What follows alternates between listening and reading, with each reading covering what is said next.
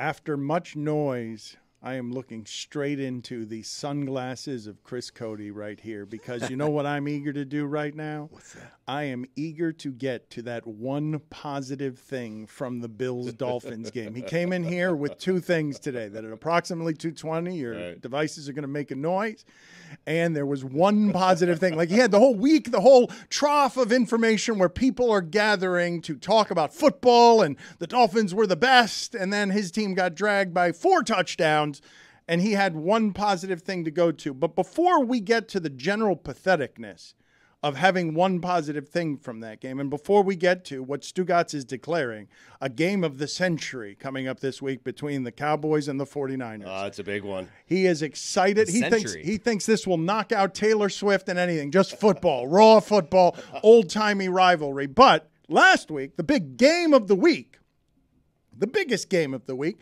was Buffalo-Miami. And I just want to show at least a little bit to the audio audience and to the video audience, because I want them to hear some of this as well. Our reaction last week, week 3, or we headed into week 4, when on Stephen A's list, he named the Miami Dolphins the single best team in the NFL. This is where we were 1 week ago. But this is Steven's A-list, and we're at the top 5 NFL teams for those of you just joining us. Thank you, Billy, for getting us up to speed. Number 5 is the Chiefs. Yep. Number 4 is the Bills. Number 3 is the Eagles. If he puts the 49ers number 2, I think you know who's going number 1. Oh, yeah. Right. Oh, yeah. And if he puts the Dolphins number 2, I think we know who's going number 1. Talk dirty to me, Steven. Where are we? He's going to put number 2 up there, and number 2 is the 49ers.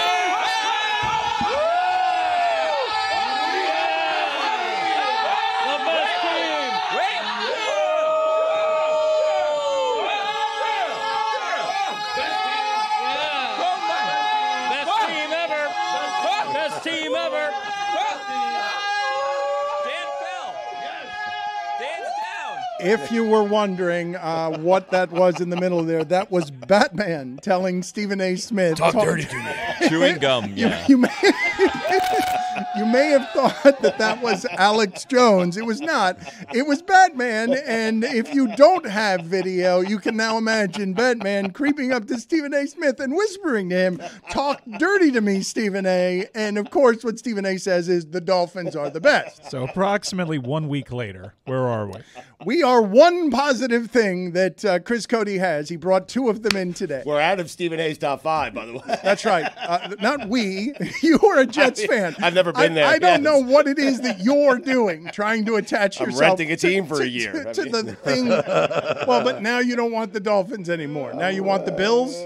Maybe San Francisco. San Francisco, even though you're still out there with the take, Brock Purdy, show me it on the road. In the playoffs. Yeah, right. Yeah. We do realize, by the way, I do think this is important to note. Same with Dak. That the only reason the 49ers didn't win the title last year is because in a pretty important game at Philadelphia, they didn't have any quarterbacks at the end because everybody got hurt. Otherwise, they would have won the title last year. Now they're winning it this year, and Stugotz was there to tell you that Brock Purdy, do it in a game where you're injured on the road against Philadelphia. Mm-hmm. But, Chris Cody, how are you feeling right now about your Miami Dolphins and one positive thing to be extrapolated from that game? All right, America. Got something to tell you. Last game against the Bills, Tua Tagovailoa was sacked 4 times, and he's starting next week. Wow. Great point. It's exhilarating. That's the ray of sunlight. It is. I mean, did you see last season? I did, but that's he got hit hard on Sunday, and he's playing next week. That's it. Okay, thank you. It is Wednesday. That is what he came in with today. And he's playing the Giants. Getting some Thursday Chris on Wednesday. He's got 2 that's things. just, we're taking that for granted. That's just, we should expect that. Right. Well, I It's mean, a damn good point by me. he technically wasn't diagnosed with that first concussion where he stumbled, and then he played the next week in Cincinnati, and then his hands did the thing. Gang signs up. Leave Chris alone on this one because the biggest concern for the Dolphins headed into the season was to his health and my health. No, I'm about to say, yo. $5. He held on. No. He held on. That's not $5. He didn't clear it. I refuse to pay $5. You were cooking, No, though. you You were showed saying resilience. something Thank you. about Yeah. me being right. I was defending Chris because that was the big question. I think it just came out of my mouth. That was the big question headed into the season was could Tua learn how to slide? Could he sustain hits? Could he stay healthy? He took 4 monster hits last week, a week ago, and he's starting again this week. That's a great point by him. Give him credit. Yeah. I would go one step further into Amazing. take land and tell you that I believe on his first sack he was concussed by being hitting the floor face first. I thought that that's what had happened. Even more impressive that he's starting next week. No. I don't know. He got hit so hard that I immediately assumed on his first sack, the second one of the season, because he went face first into the ground, my initial reaction was, oh, he's not going to be right after that. That seems like it would hurt a great deal if you've got, if you've got some issues there. And we just kept on playing. And it's it's hard to win in Buffalo, and everything's moving very fast out there. And oh, look, that's what it looks like when Dolphins' offensive line is injured, and the Buffalo Bills have a good defensive line. They also didn't score much after like the first 2 Oh drives. no, I so thought you may have I been thought right. that I might be thought. right. Look, man, there is a spot in last season that I didn't understand. They went out to the Chargers and they went out to the 49ers, and it was when we were wondering about like, is he all right? Like, what happened? How did it get slowed that way? The 49ers are great at defense. Chargers, not so much. And I don't know if their measuring system. I'm playing around and I'm not playing around when I say on the first one where he got sacked, I'm like, you can't land face first like that if you're any player, not just him, and not risk that was something that could look like a head injury. Good bounce back segment for me. Jeremy, fist me.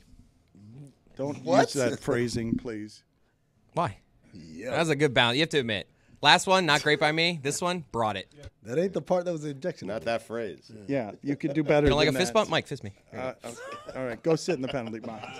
They The put on the can I go to Greg, the Air store? You and your fist, go sit in the penalty box. they put on the Greg Cody Show Twitter the other day, based off of a sentence from Greg. Would you have pegged Jeremy Taché as ... Jeez. a science nerd or a baseball player? And just the tweet saying, "Would you have pegged Jeremy Taché?" Yeah, that's how was that a one goes. lot for me. Yeah, do we're you making mean? fun of Jeremy Just a wait lot till you get pegged. around here. Well, he's UCF is As a science UCF. His school is. He Dan, wanted a power welcome to the conference. P5. Come on. They What's were going on? equally competitive with both of these teams. They went on the road. They lost to Kansas State, a good team that's going to be ranked at the end of the year. They should fire Gus Malzahn for his malfeasance, All right, against Baylor. put it It's on the ridiculous. poll. Put it on the poll at LeBatard Show. Should Malzahn be fired for his malzahn-feasance? But I want to point out to You you. really are Power 5 now. You're firing coaches after 2 straight losses. Absolutely, I am. Do I think I have this history right. Lost to Navy. Is there a big loss to Tulane in there? Going back to last season. Gus loses big games. No, well, those aren't big games. Gus loses him. competitive games. No, but Tulane, you have a loss to Navy. There's a blowout loss to Duke. And then you're up huge against Baylor. And you yourself. Getting off the Gus bus. You hit yourself. Sit in your Jeremy. I called it romantic. Sit in like your 3/4. Sit in it.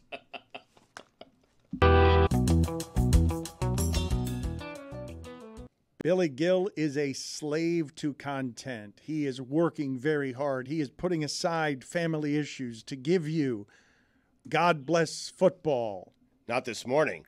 to give you at every turn the content you need. Tonight, you can watch the Marlins play a playoff elimination game on YouTube. He's recruiting an assortment of friends to watch the game with him. But he's also working hard in the dungeon, presenting us useless sound. It is getting here later and later every week. It's Yeah. getting here. What is happening right now with your relationship with useless sound? You've got a lot on your plate right now. Well, I mean, if you want to be completely honest, I've somewhat outsourced this task. Oh. So- I didn't really want complete honesty there. I then just pretend want I didn't I say never that. do. Oh, damn, it's so hard. time now for the useless sound montage.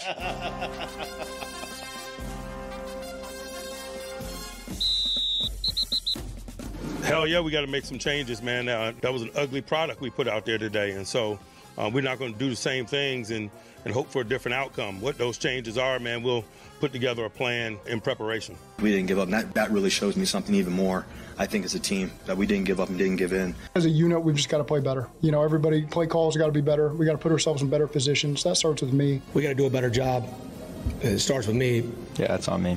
We won in a different way than we've had to win so far this year. I think that builds character. I think that builds a tighter team. I think that builds, you know, trust. Pressure builds character, and you know, we needed a game like this for us. I think a win like this does so much for the spirit of a team, because winning is not easy. Winning is hard. When the game's on the line, that's where you got to love it most.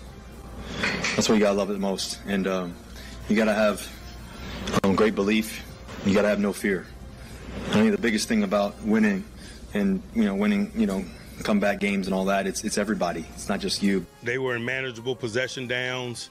You don't get them one-dimensional. You don't get an opportunity for splash. You just got to know when you can take those chances, and obviously that time at those points in the game, I can't do that. I got to throw the football away and just live to play another play. Critical situation, I can't have a play like that.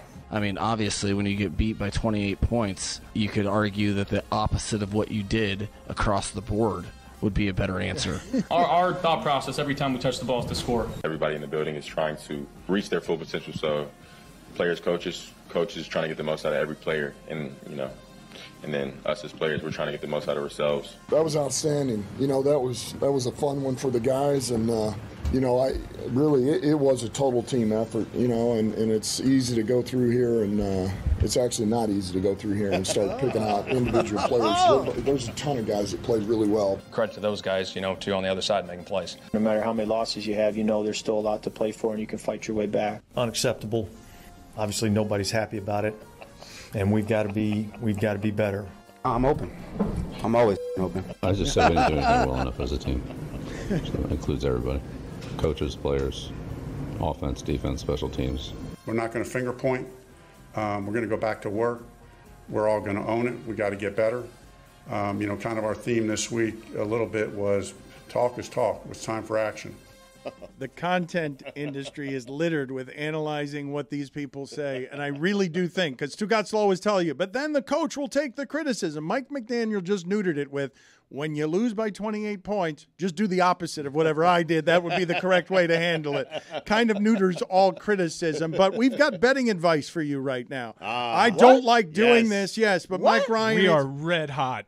Everyone's doing so well in this contest. I'm crushing it, Dan. It's going to be a razor-thin margin to see who's doing wins well. the special Billy prize. must be doing well. Billy's because tearing it. He keeps running. He keeps coming in here eager to do against the spread. Oh, it's a great you said it. Yeah, I just want to win the big prize at the end of the year, Dano. Yeah, but I'm right there on your heels. Remember, I had the Bills against the spread. And we do have Tony in position for his top 5, but he's going to have to participate in this too. So I'm going to have to bring him in. Where is he? Tony, can you hear me? Tony, do you copy? Yes, Mike, I hear you. All right. I'm getting mashed right now on the yoga studio. Oh. Okay. That is Genesis. You have heard Jessica rave. On the yoga studio, huh? Rave. You've heard Jessica rave. Billy, stop. Idiot. Billy, stop. Let Tony have his segment. Well, we're going to let him have his segment after we have ours. Okay.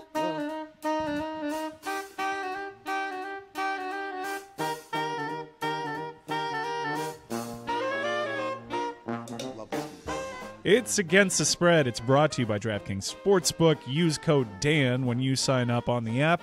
And a limited time offer will appear for new customers. I'll kick things off here. I'm red hot, as you know. I think I've won my last 13 of these.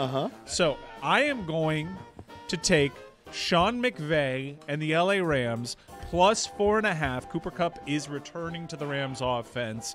I'm going to take the Rams plus 4.5 against the reigning NFC champion. How many of these Eagles. do we have to do? Because I want to get to Tony. I don't want to waste any more time. I'm not going to waste any of your Tony. Hey, excuse me. This is a great segment. Should we all say ours at once, maybe? Yeah, well, after Tony, let's stop give him, asking, Dan. Just give let Tony. One would argue maybe slowing and things that's down, my Dan. pick for Against the Spread. Guys, trying to ruin the gimmick. Go ahead, Tony. Guys, I'm going to take the Texans plus 2.5 against the Falcons this week. Against the spread. just threw down his things because that's the game you were going to take. Stole his thunder. He's furious. Yeah. What's the matter? I with accidentally threw the F word and threw a highlighter against the wall. Thunder's tomorrow. Sorry. I'm also going to take the Texans. I'm not going to let him take that away from me. C.J. Stroud is looking great, Dan. You know what the Texans have been doing lately? They've been clicking on all cylinders. They have over 30 points the last 2 games. The Falcons are headed in the opposite direction. They've lost the last 2 games and have given up 20 points in the last 2 games. I don't know how the hell they're favored in Atlanta, but the Texans are going in there +2, and they're going to win this game. What just happened? That was incredible. What just happened? What? The Dookie. He dropped the Dookie bomb. He loves against the spread. No, finally he's winning at something, and now look at him. Prep. He's doing. Look at him. You want that special prize. What a front runner. He dropped the Dookie. What a front runner.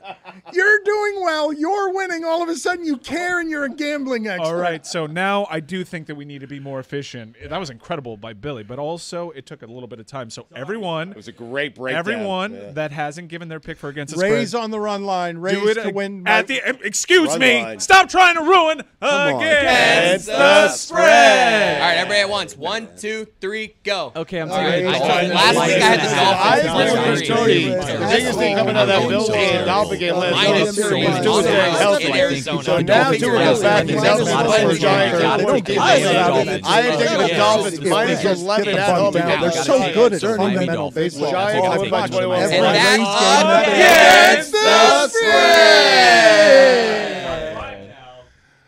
We will get to Tony, who Let's is go being on the yoga studio. mashed on the yoga studio. We've got a top 5. Amin says he's got a top 5 too. I don't know what that is, but we've got to get to Tony's top 5 football observations from the weekend.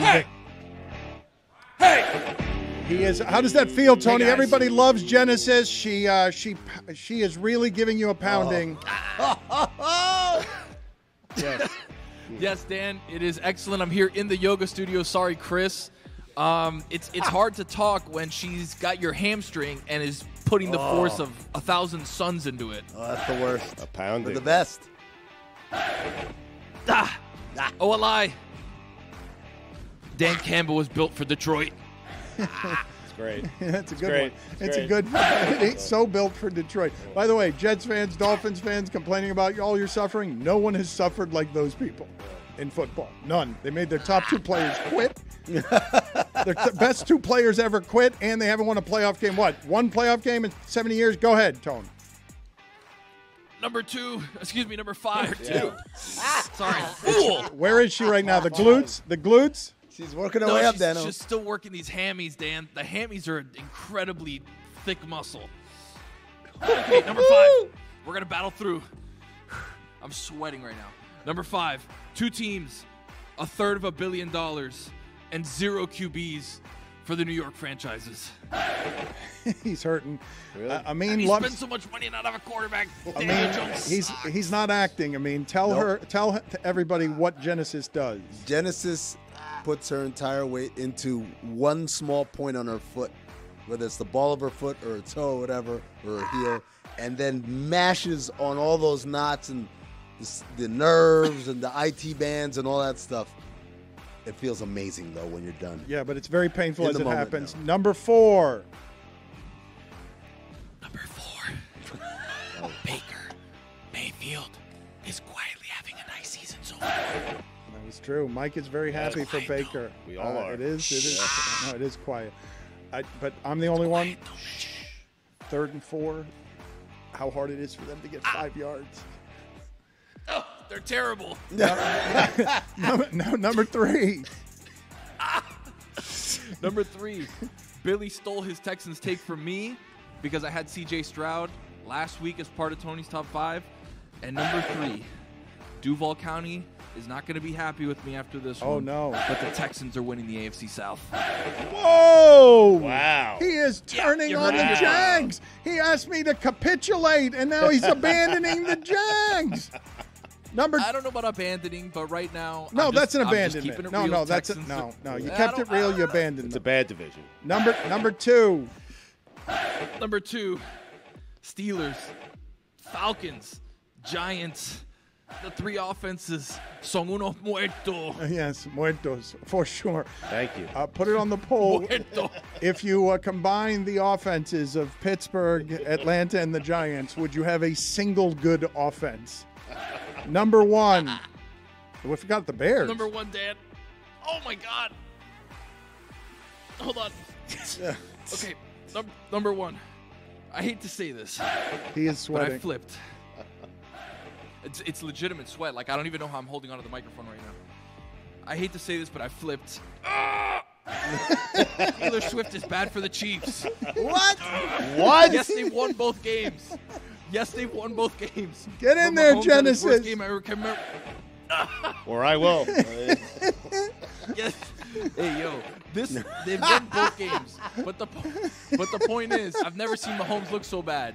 And Kelsey is a ghost. The glute. Get the glute. He is sweating so much right now. That is real physical pain. Back to you, Dano. All right. Excellent work. You toughed it out. Amin's top 5 is next. Billy, you weren't able to sabotage him. I would never.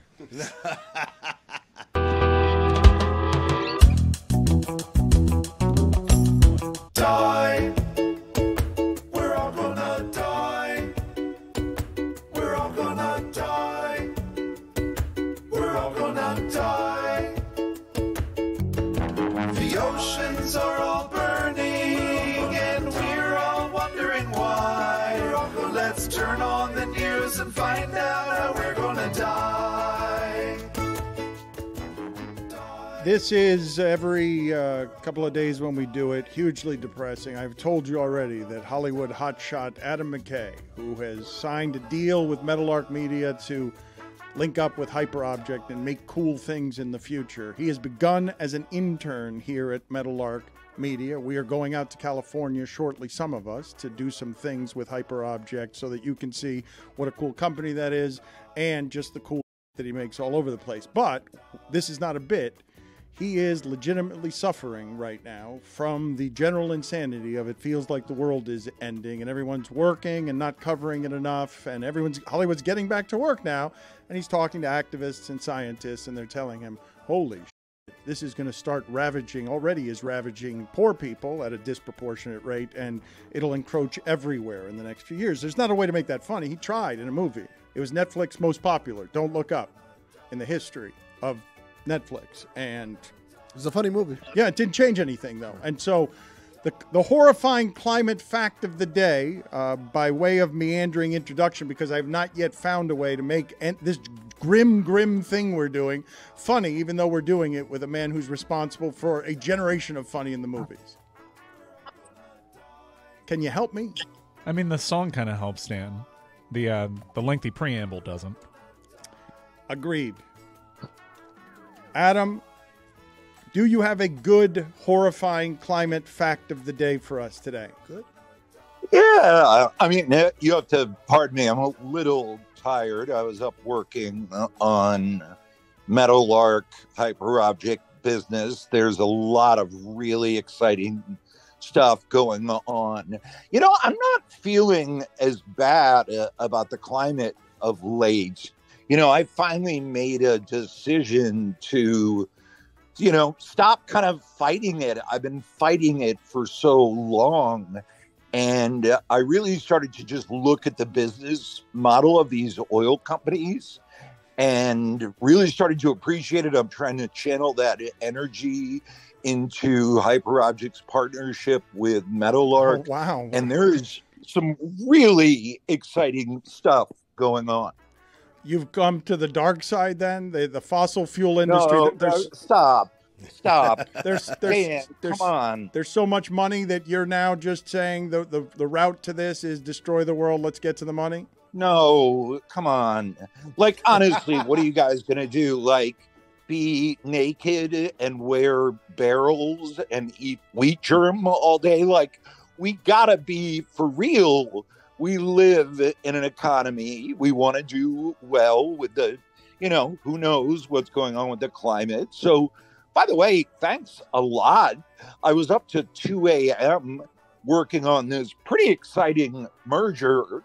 that we're trying to do. Skipper and I were with the lawyers all night getting to work on this for Meadowlark. That's really exciting stuff. What is it? I'm sorry. I'm ignorant here. I don't know what you're talking about. Do you really, I mean, this is business stuff. I'm supposed to do this climate stat thing. Maybe you really want to hear what's... Well, you were going to do a show. The executive producer of Succession was going to do a show with Juju and Tony. I can't tell you how exciting Juju and Tony are. And so I don't know what you guys are cooking up, but you're cooking up something.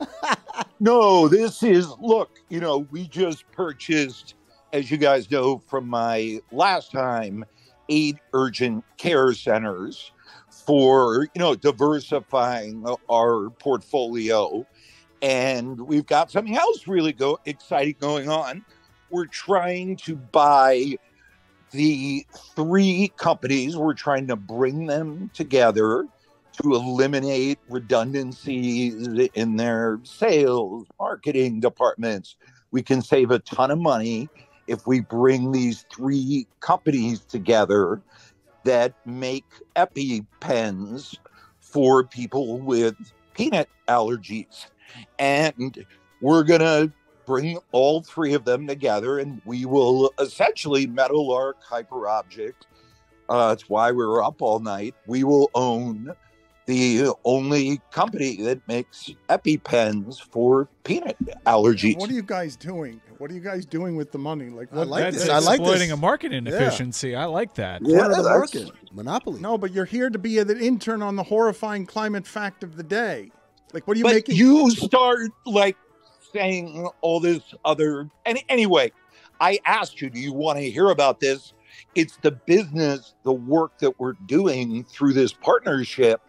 I'm 80 hours this week. I've been with McKinsey consultants nonstop.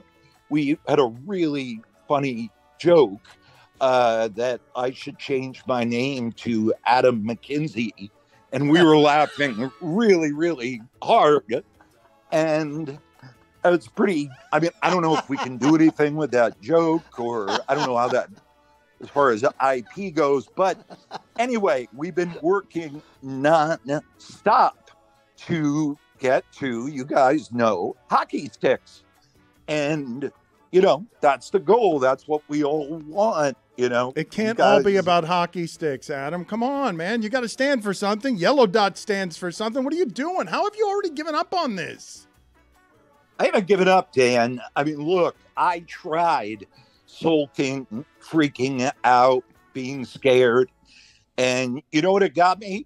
A big indent in my couch. So now I'm back in the economy. I'm working with Skipper. We just hired a lobbyist, the first lobbyist for Meadowlark. We're really Jim Bierenthal. He's fantastic. And yeah, we're working. And this deal on the EpiPens could be really exciting. So anyway, should I do this bit we do about the It's not the stat? bit. I want the horrifying climate stat of the day. You're an intern. You're not supposed to be negotiating with Skipper on anything. Yeah, sure. We can play make-believe, whatever. I always forget while we're working, you guys do them, sure. You can do the make-believe. Dan, why don't you pay me? I'm an intern. Hold on. It's Chad from McKinsey. These guys do not stop. You are being paid by Meadowlark Media. You're a paid intern. Don't say you're not getting money. And I don't want to talk about the hyperobject deal again. What is the horrifying climate fact of the day, please? So, all right, shh, don't talk over. Come on. Last month was the global warming average for the entire month was 1.8 degrees Celsius. And last week was 1.9 degrees Celsius. But this is the stat. So the whole month was 1.8 degrees Celsius. If we didn't have an atmosphere, a climate flooded with CO2 from burning oil, gas, and coal. The odds of having a month that warm, literally 1 in 9,000 trillion.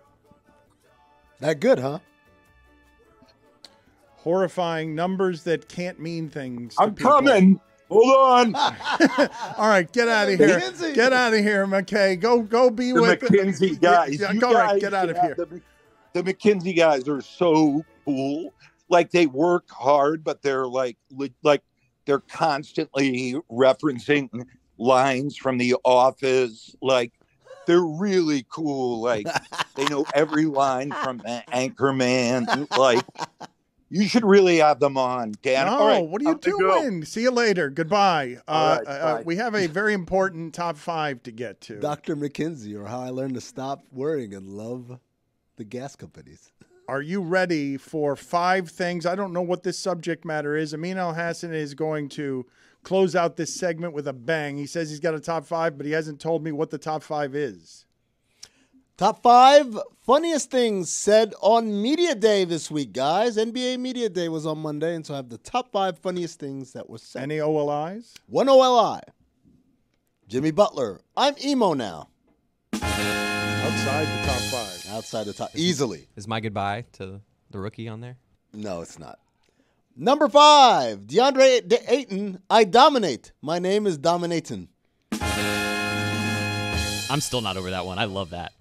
Number 4, Spencer Dinwiddie talking about Nick Claxton, saying he's going to get $100 million.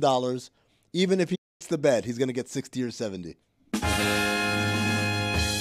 Number 3, and this one is actually sad, more sad than funny, but Steve Clifford saying, I've been a head coach for 10 years. This is the most talented group I've ever coached. Head coach of the Charlotte Hornets, ladies and gentlemen. Ouch. Is that true? Is that true? That's what he's. No, is it true that this is the most talented group? It might be, but that's pretty sad. Yes.